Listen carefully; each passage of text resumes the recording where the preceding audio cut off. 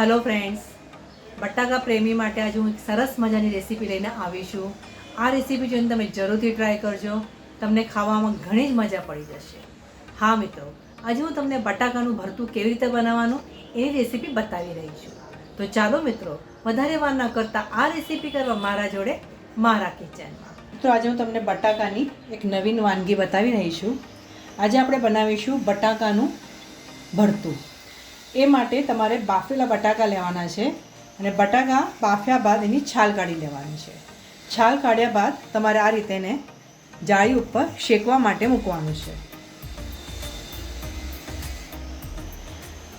बटाका बाफती वखते तमे एक ज सीटी लेजो, बटाकाने वधारे बाफी ना लेशो।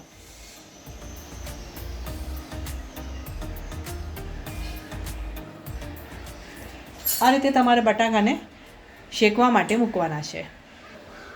मित्रों, तमारा बटाका नीचेथी शेकाई जाए कि एनी बाजू तमारे आ रीते पलटवानी छे। आ रीते तमारा बटाका बधा शेकावा जोईए।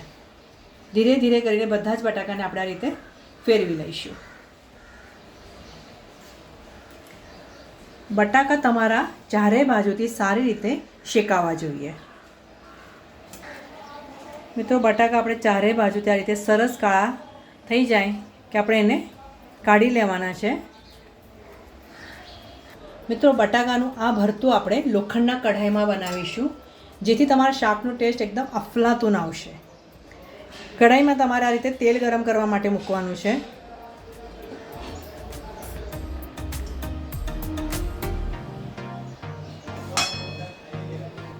तेल गरम थाय कि 1 टीस्पून राई नाखीशुं, 1 टीस्पून जीरुं, 1/4 टीस्पून हींग, 8 થી 10 લીલા લીમડાના પાન,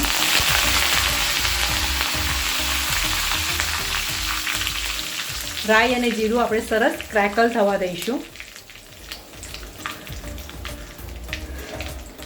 પછીથી ઝીણી સમારેલી 2 ડુંગળી નાખીશું।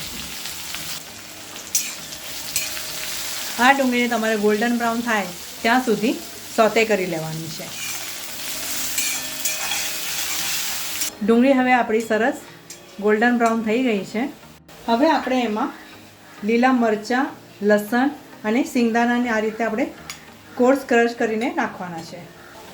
અહીંયા મેં 10 થી 12 લીલા મરચાં લીધા છે, 7 થી 8 લસણની કળીઓ લીધી છે અને થોડા સિંગદાણા લીધા છે। અહીંયા સિંગદાણા તમારે શેકીને લેવાના છે। तो आ पेस्ट ग्राइंड करती वखते तमारे थोड़ी एने कोर्स राखवानी छे, एटले अधकचरी राखवानी छे। शाक खाती वखते जो मोढामां सिंगदाणाना दाना आवशे ने तो खावामां घणी मजा पड़शे।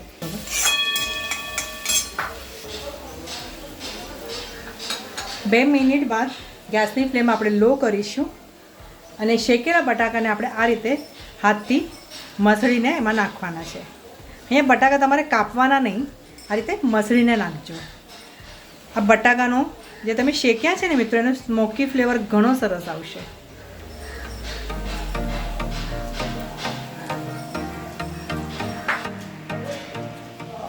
स्वाद प्रमाणे शाकमां मीठुं नाखीशुं। मीठुं नाख्या बाद आपणे सारी रीते मिक्स करी लईशुं।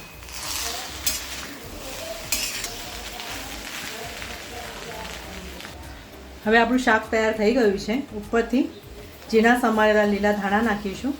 તો લીલા ધાણા થોડા વધારે નાખજો, જેથી ખાવામાં સરસ લાગશે આ શાક। જોયું ને મિત્રો, એકદમ ઇન્સ્ટન્ટ અને સરસ મજાની રેસીપી તૈયાર થઈ ગઈ છે। મિત્રો, બટાકાનું આ ભરતું તમે જુવારના રોટલા, બાજરાના રોટલા જોડે સર્વ કરશો ને તો ખાવાની એકદમ જોરદાર મજા આવી જશે। આ વિડીયો જોયા બદલ તમારો ઘણો ઘણો આભાર। આવતા વિડીયોમાં આવી સરસ મજાની રેસીપી સાથે આપણે ફરીથી મળીશું। ત્યાં સુધી સરસ ખાઓ, સ્વસ્થ રહો અને ગુજરાતી રસોઈ જોતા રહેશો।